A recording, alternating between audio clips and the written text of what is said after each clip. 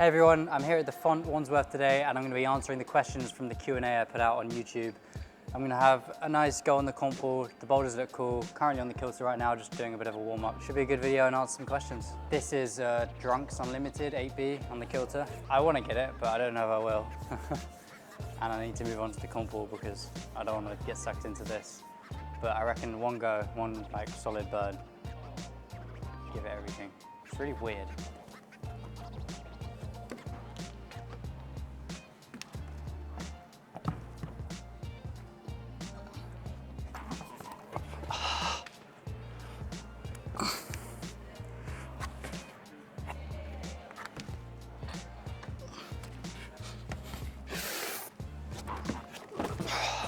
Oh, okay, not today. The usual day in my life is pretty much just about climbing. Everything I do is based around climbing and being in the best shape to climb. So I train a lot, I maintain my skin, I eat well, I sleep well. But pretty much everything I do is based around climbing. And yeah, I like it. It gives me a sense of purpose. My physical conditioning is pretty periodized actually. I'm not always conditioning throughout the whole season. So I usually have a phase where I do a lot more to prep my body for the season. And when I get into the season, I find that stuff gets me quite tired and the work's already done. So I don't do too much and I just climb. And I think I won't reach my physical peak until, I don't know, mid-20s or something, but there's always scope for improvement. I know that once you reach your peak in physical peak, it's obviously hard to get back there because as you get older, sadly, you get weaker, but there's just always so much to improve in climbing. And it's not all about being strong. There's so much technique to climbing, and that's what I love so much about it, is you can like progress in any way, but it does feel good just to be able to knock out one armor or just do a hardboard climb every now and then. My biggest weakness right now is executing quickly on dynamic moves. It's something which I've struggled for a long time. Last season it got a bit better, or a lot better. And then slowly, as I've not done it as much, I've kind of lost that sharpness. So I want to get better at that. And there is actually a dynamic move here, which I'm going to go and try now, try and improve. I don't think it's too hard in its original way, but there's two eliminates you can do. You can take out the right hand and then the left hand, and it's a really hard right-left stand up. I'll do it normally first and then do the eliminate. Hopefully I can do the normal way quite quickly because it doesn't look too bad.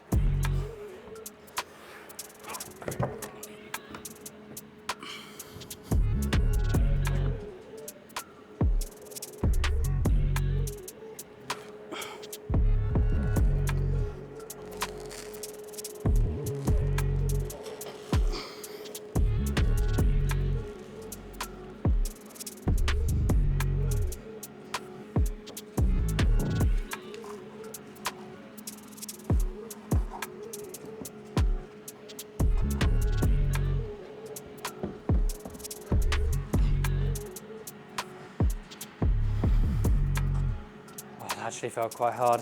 That'll be a hard eliminate. I'm not very good at moves like this where I have to stand up really quickly and requires a lot of leg power and upper body power as well.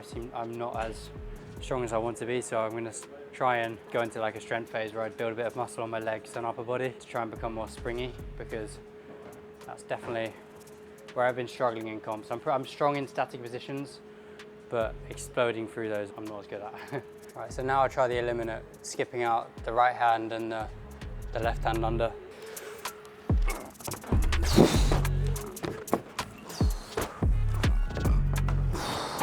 But if I got this in a World Cup, that's a hard boulder to do in 5 minutes or 4 minutes. So even just with the first couple of goes there, I made progress, but that would be hard. These are actually my holds. After the Olympics, Rock City Climbing Holds and Serious Climbing Distribution said they'd gift me a set of these if I won, and I followed through and they followed through. It was a good transaction. Now I got this boulder. That was close. Moves like this is so much on it's not really the hand's just an accessory. You need to if you get yourself in the right position for your feet, then it becomes so much easier. You almost don't need the hand. With the volume, I'm trying to keep my right foot quite far out to create the angle. so I can lean into the wall. If you're all the way at the top, then it's quite hard to hold the balance and it's be way more on the hand. So I'm trying to treat it like a slab and go forward.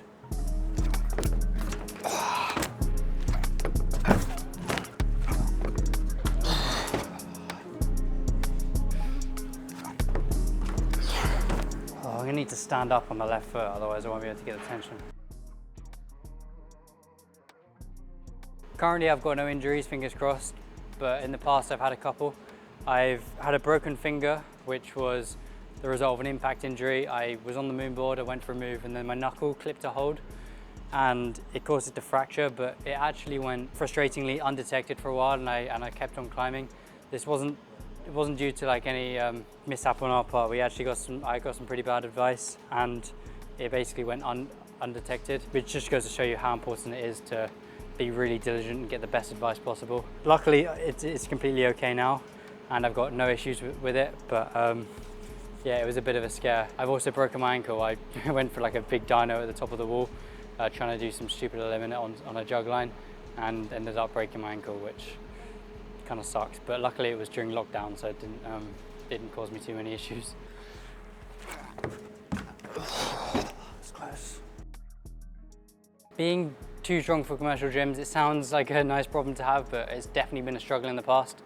There's lots of things you can do. You can create eliminates on climbs and things, but having good training facilities is so important to be like a top level climber. Yeah, I'm not gonna lie, I've struggled quite a lot in the past when the levels of blocks, which are in the World Cups, just aren't available to you all the time. Training on spray walls is pretty important, something I want to include more in my training, but again, it's hard to get those facilities. For example, on this climb here, the actual climb isn't so bad. I did it like second go, but if you take that right hand out and that left hand, it suddenly becomes way harder and pretty much like a World Cup climb, and it's given me loads of goes. So to shorten that, make your own problems. If it's too easy, make it harder.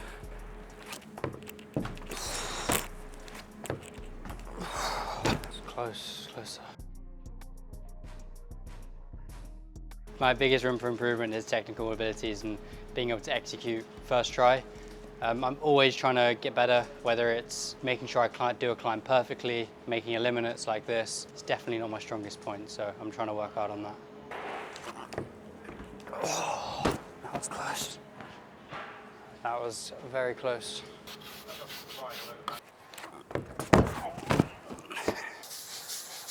With most gyms, let's say in London, I'll be able to go in and pretty much send every boulder within 1 or 2 attempts. There is like the odd exception, like here has been really good previously at the font. Like this boulder's really good. This was kind of set with the idea of it being quite hard. Yeah, obviously there's like kilter boards and stuff, which there's always boulders on there, but in general, with a commercial set, it's normally I can do them within a few tries.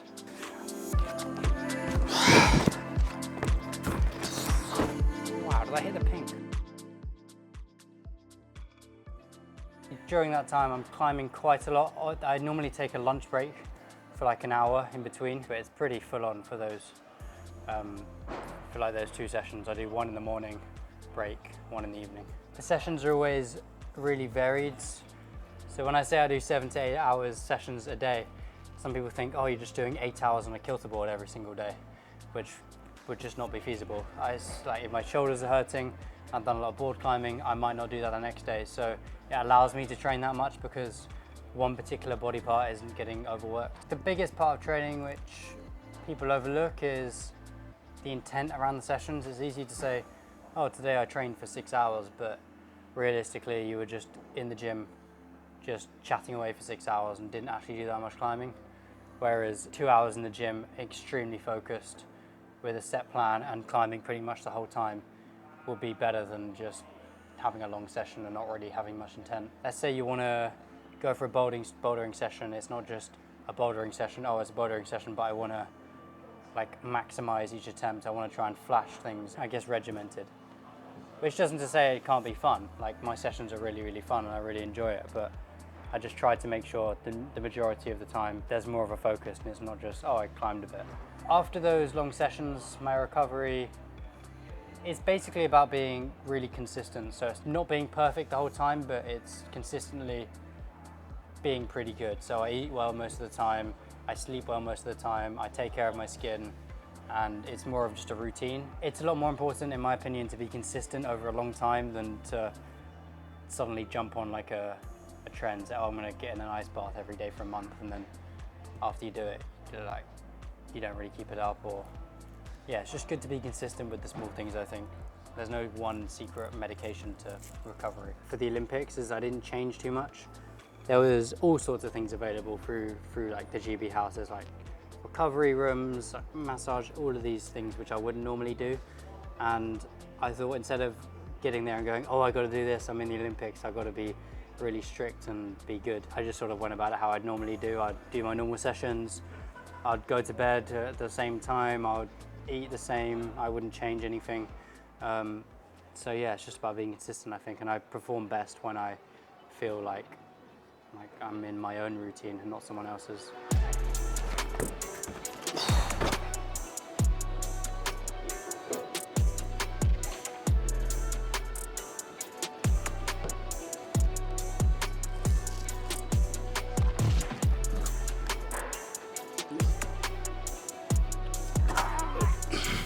Yeah, I realised I can't hold this left hand with the right foot still on the volume. I need to be fully rocked over on the left foot and stood. So I might have to jump more off the right foot, like over. And the top's kind of hard as well. Yeah, more like that. I find there's like a frustration barrier.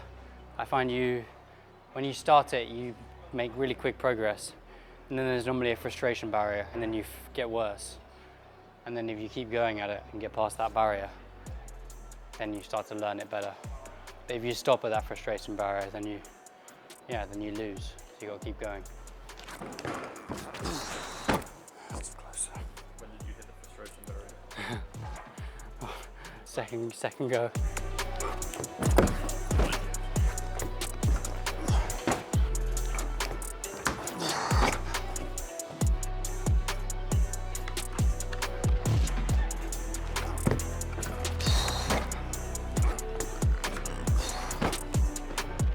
Shins are actually okay so far, somehow. I think hitting around here is the prime spot. Yeah, if you get this move in a World Cup, it can be pretty depressing sometimes, because you got to sit there for 5 minutes and just go, and you don't actually get anywhere. I actually really like practicing it. It's so satisfying when it goes. I really like the ghost holds, and I don't like the clear holds. These are really cool. They look really cool. You can create cool climbs with them, and they feel good to climb on, but I don't like the transparent ones. They just feel, I don't know, they feel too, I don't know, conditions dependent, I guess. Like, what you put on your hands depends on how they feel, but it is what it is. Just create a new Instagram account, Toby Boulder. Gonna be just a lot of spam, crappy boulders. Just anything which doesn't feel like it deserves to be out there is going out there. Maybe this will join it.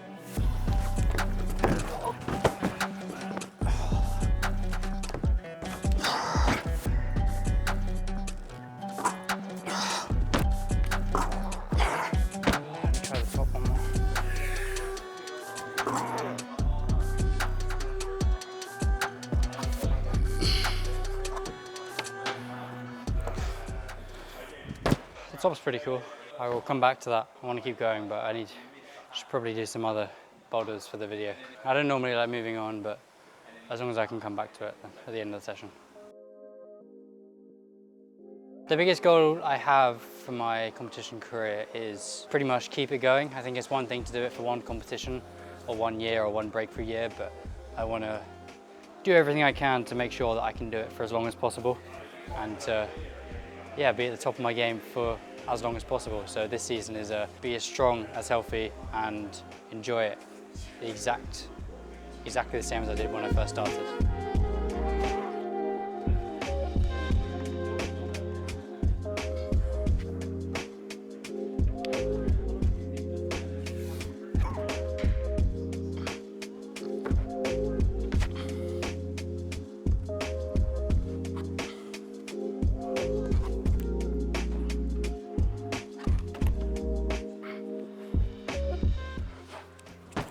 Oh, that was nice.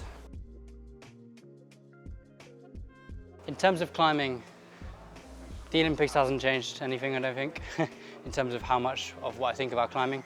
But what it has changed is, like, I get recognized more in like public places, which is really cool, but something which I definitely wasn't used to before and took some getting used to. But in terms of how much I love climbing, it's not changed. But the stuff around it has definitely changed a bit with like the media and things, but in a positive way, I think. I really like to keep a balance between the media and climbing, because I started climbing because I love climbing and I never want that to change. So I'm trying to make sure that I do some because it's really good and it's great for the sport and it's something which I think I should do, but also I'd never want that to swamp the climbing.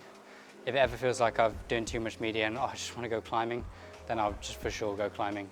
And yeah, that's the most important thing for me. The YouTube part of the media is something which I really want to do.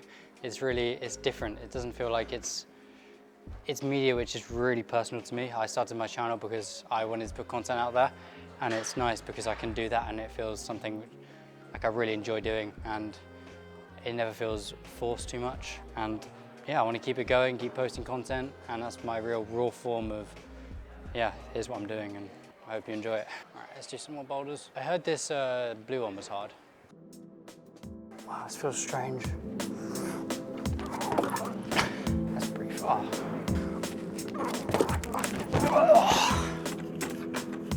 It is rough. I had the position though, and my hands just denied.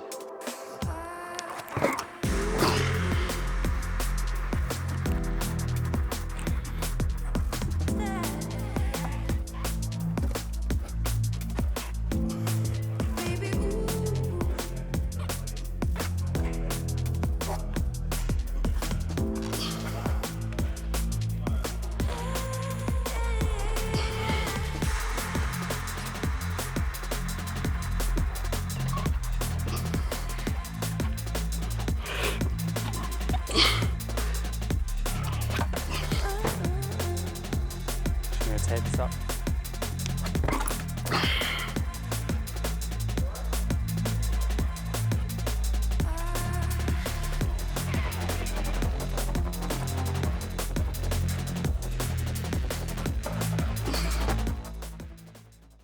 For my skin, I've pretty much tried everything in the book. What I find works best is to actually just be a bit cautious. I used to when I was younger, I used to be such a little I used to be a nightmare. I used to go through my skin so much and bleed everywhere. Just be a right pain in the arse, bleeding all over the holds and not really caring. But as I got older, obviously I realized that's not acceptable. The best thing for me to do is to not have as long of a session or stop trying the boulder before my skin goes through and move on to something else, because that allows me not only to get more efficient training, but then by the next day, it's already healed because it hasn't got so bad. So it's basically just managing. But other than that, I always moisturize. I use a skincare thing called Elizabeth Arden 8-hour repair. It's really, really like gooey, greasy, but overnight it works really well. But this is just for me. You just gotta go by what you think you need.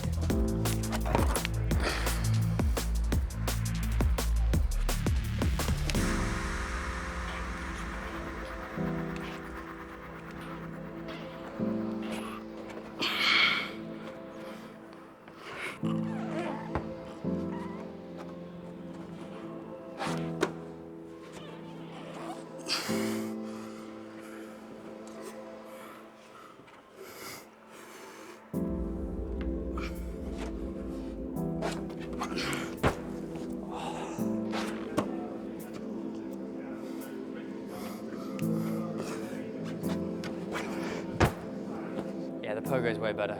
I actually just let go. I didn't know what the hold was going to be, but it's good. I should have just held on.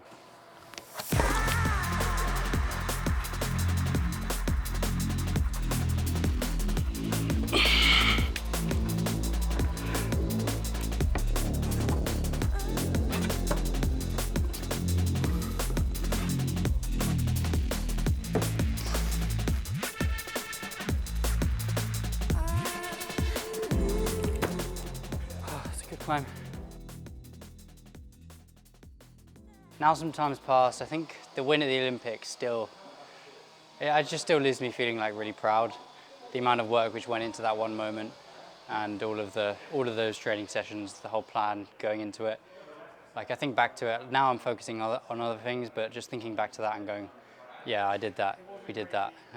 It's pretty cool just to think about. Before the Olympics, I went to see the Silverstone Grand Prix with Red Bull when I joined with them. And that has just been like a lifelong dream, going to watch an F1 race in that position. So I really remember that, and that was really, really cool. And the next one would be probably the Copper World Cup after the Olympics, because it's basically where I celebrated, won the lead overalls. It was a really nice time. My friends were there, coaches, and just thinking back to that, that was one of the coolest moments of the season for me.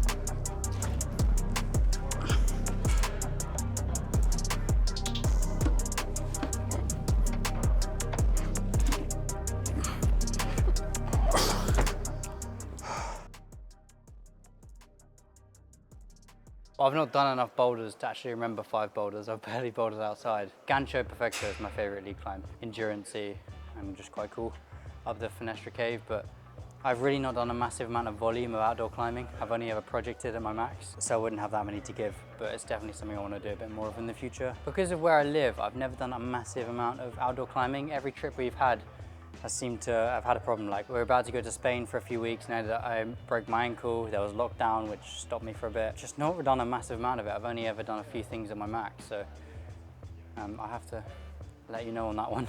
There's a couple like classic gritstone boulders which I want to go and do, like the Ace for example, but nothing immediately springs to mind. I'd probably want to do Rain Man at some point in my career because I got quite close to doing that, and I did Rain Shadow when I was a bit younger, so I want to get back on that.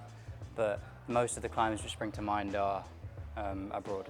Mutation is one which I want to get done. Steve McClaw's classic line, which Will Bursey repeated. Will gave it 9A+, I think, and Steve gave it 9A when he did it. But something just tells me it's harder than that. In terms of bouldering, I'd love to try some of the 9A boulders. Alphane is quite high on my list. Burden, Return of the Sleepwalker, they all spring to mind, so yeah, I'm not too psyched on things like Silence or DNA because they're really, really long and it's just not, it doesn't get me so psyched. Had a bit of a nightmare trip to Margalef. We just got back last night.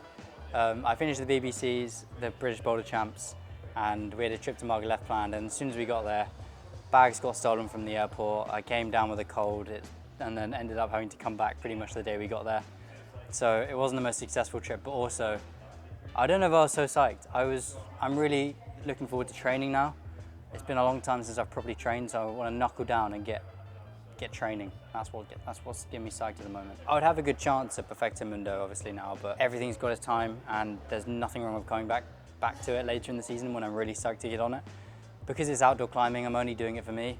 So, and it's a project and I want to do it when I want to do it when I feel like time's right for me. So the plan's probably to come back later in the year and see if I can get it done, but I'm not fussed having not done it. Obviously I want to do it, but I'm happy training right now and getting strong for the season. Perfecto, I couldn't have really got closer. I got through the crux 7 times, dropped the last move 3 or 4 times, didn't get the send. So it's definitely given me a challenge, but I like it and I'll come back and get it done and it'll just be very, very satisfying.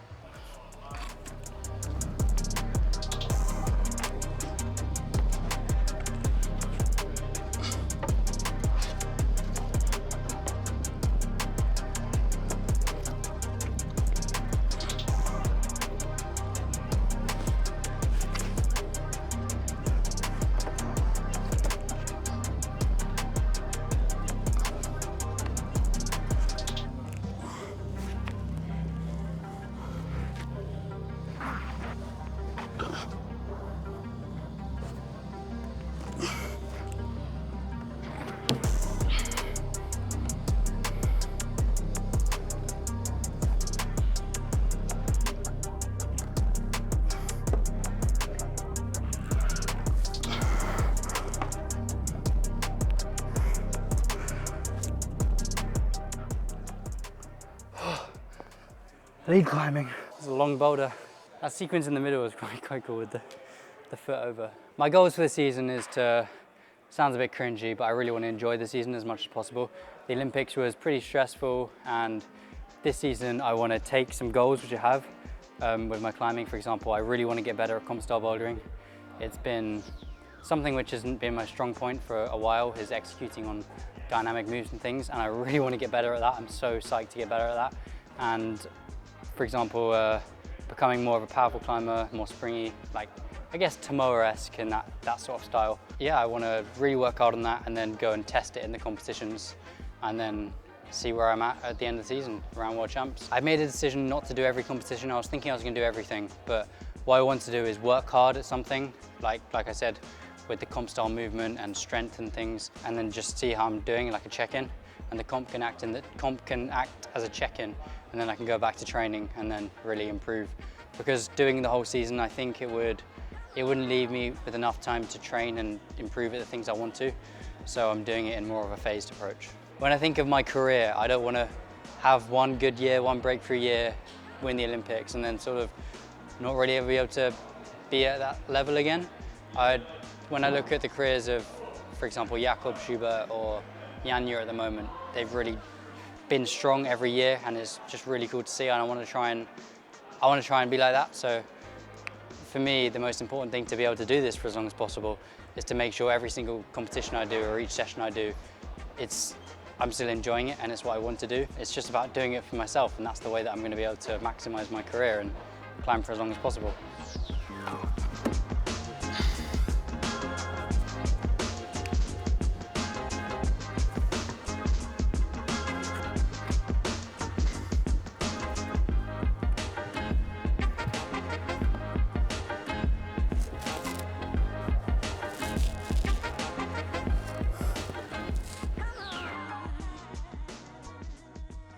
When I'm pretty frustrated and I'm constantly falling on the first move, for example in Prague, I remember I was just going on the slab over and over again, destroying my shins.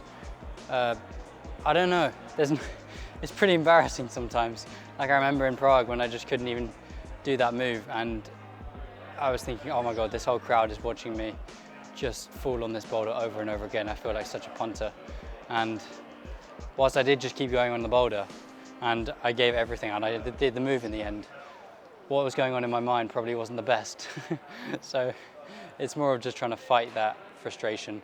Yeah, because it definitely doesn't feel good. Experience definitely helps with that feeling of just frustration. I can't explain what it is, but it just allows you to keep sane on the mats, I guess, and not lose it. Like, I was obviously getting frustrated and I couldn't do it, but I was still giving it everything I've got, and I wasn't letting the moment get to me. And then afterwards I can look back and then process it. Best advice I can give is to allow yourself to only think about the competition, I guess, or what you're doing. You don't want to be making too many decisions, I guess, decision fatigue. So thinking about, it can be hard, but thinking about all the travel, everything up to the comp, if you're able just to really simplify it as much as possible so your mind isn't so busy, that can help a lot.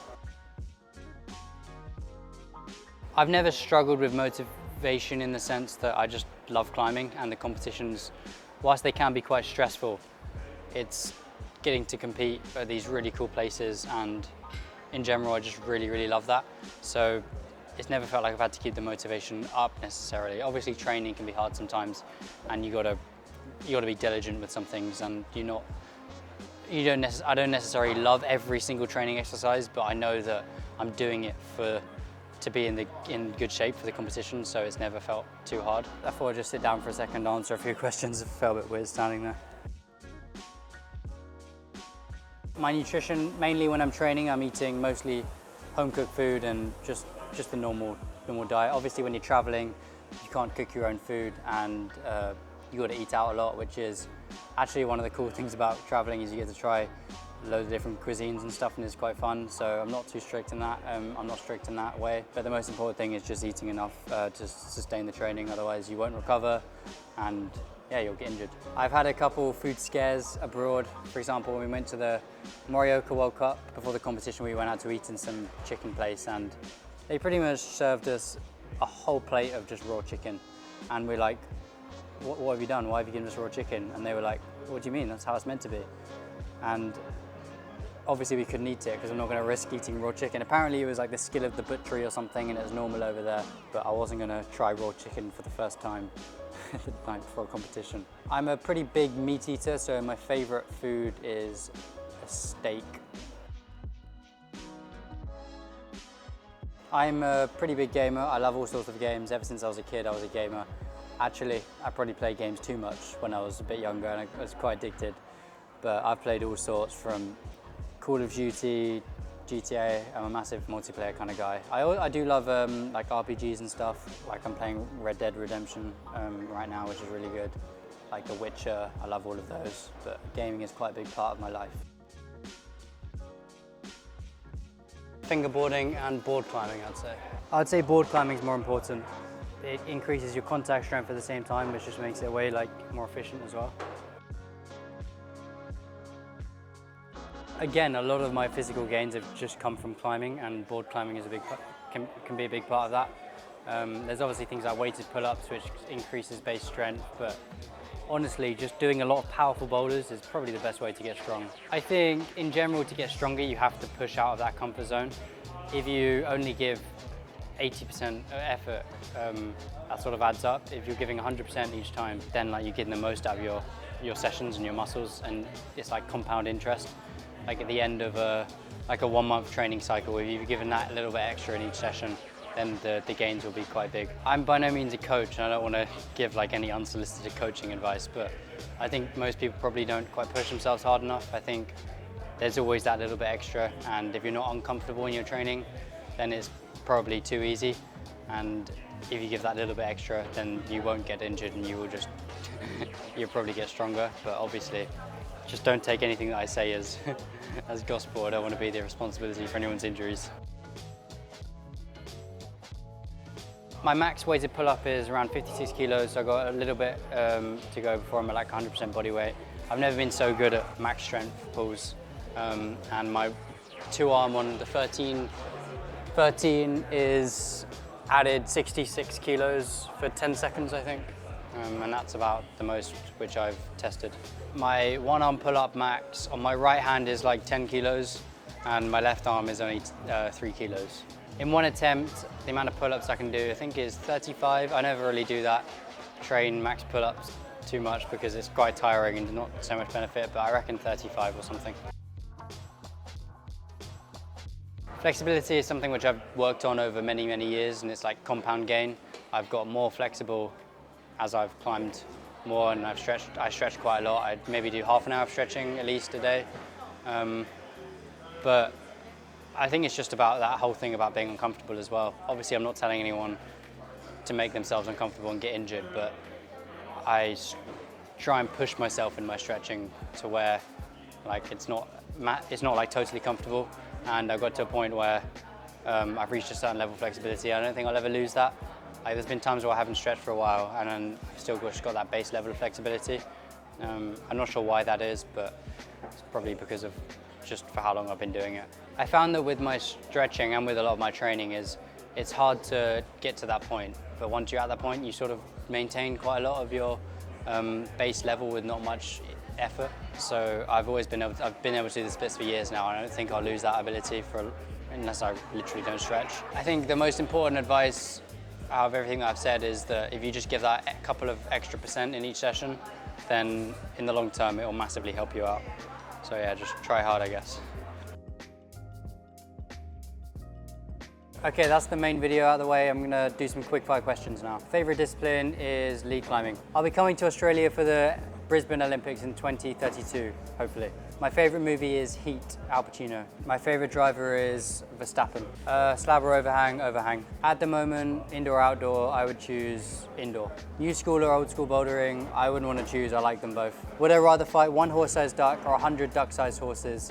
I'd choose 1 horse-sized duck. 1 crag for the rest of my life, I'd choose Finestra in Maglev. Hamilton the Ferrari, I think it's pretty cool actually. I would actually like to see him win a championship at Ferrari. I think it'll be a really cool end to his career.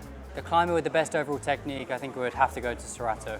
I do have a home wall. I've got a moon board in my garden, which I haven't used for quite a while. Yeah, the British weather doesn't allow for much. Deciding between YouTube or competitions, I would choose competitions every day. I like YouTube, but sorry, competitions are other one.